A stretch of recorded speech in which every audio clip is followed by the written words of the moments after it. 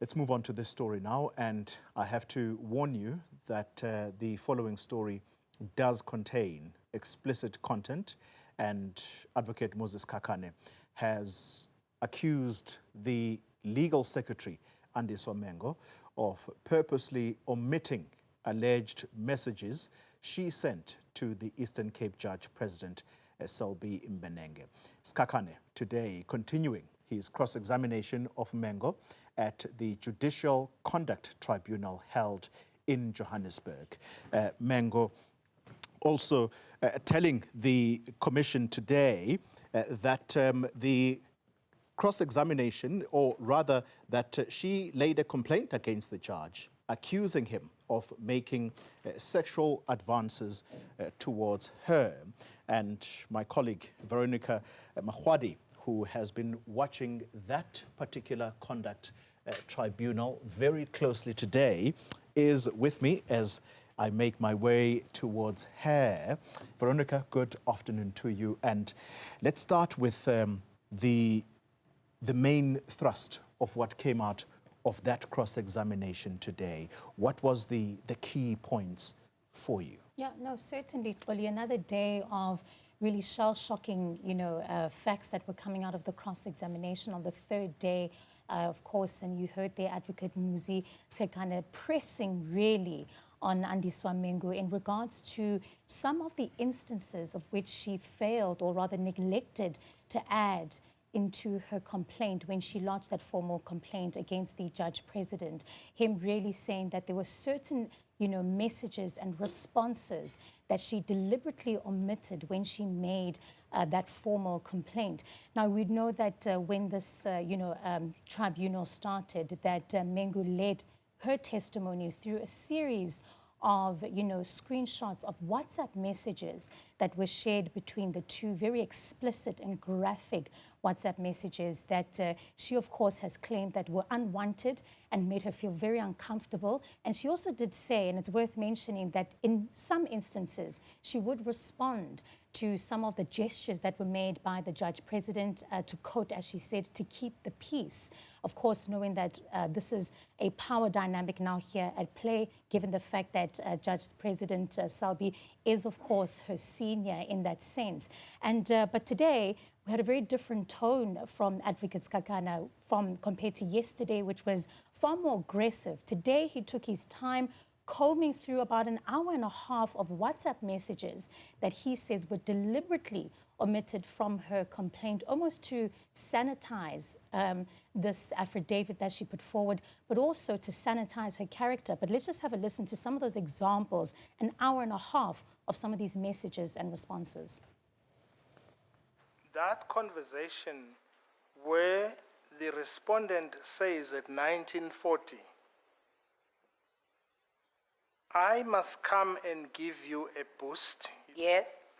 You do not reflect anywhere in your complaint that your answer to that was, when strong, to stand on my feet. Yes, that's correct. At 1948, as you will see, that conversation as what the respondent, where the respondent says, Kanene, you are tender. You do not reflect in any of your part of your complaint that your answer to this was very. Yes.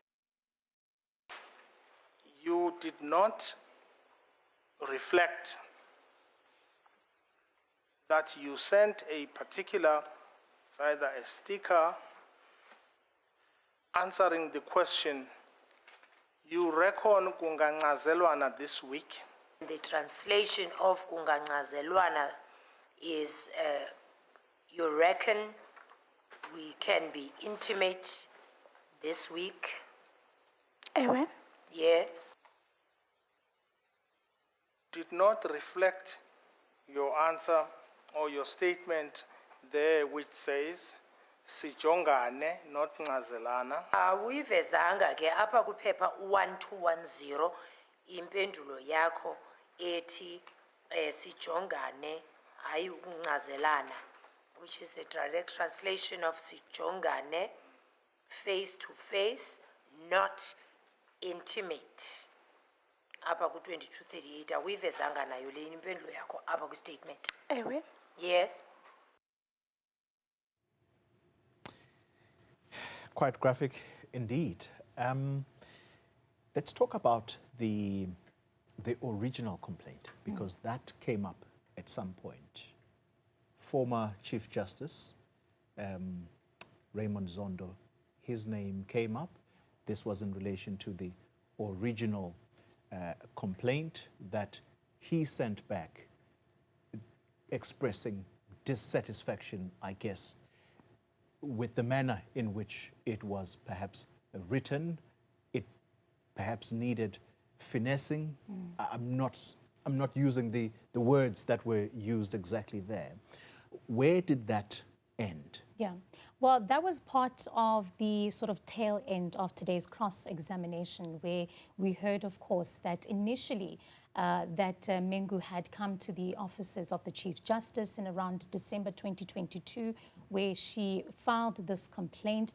And in the process of it, it's understood when she went back to the Eastern Cape, it was then told to her that it was lost, and she never had a copy of this. But according to Advocate Sikhakhane, it's understood that, in fact, the complaint was actually sent back once the the then Chief Justice Raymond Zondo had a look at it, as you've mentioned, saying he was not satisfied with the context of this report, of this complaint, and instructed his secretary to tell her to file another one. And so it became quite interesting towards the end of the day, where we were hearing about the fact that she said that she did not have a copy of this complaint, but Sikhakhane was able to somewhat show that they were verbatim testimonies that were coming out from the one that she had to write in the Eastern Cape, again questioning her, saying that you say that you did not have, a copy, but you were able to write verbatim each and every sentence of the original complaint. And of course, the first thing that came to mind when one heard that it was the Chief Justice that returned this is to say, will he be called to the tribunal to have to explain essentially why he had turned it back in the first place?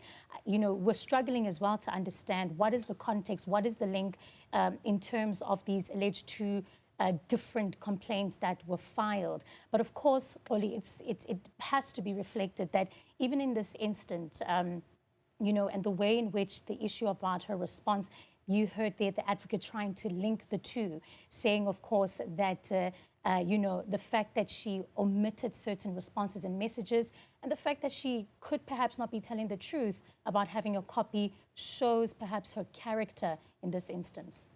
Sure. Tough one. Thank you very much, Veronica Makhoali, covering the Judicial Conduct Tribunal into the allegations against the Eastern Cape Judge President.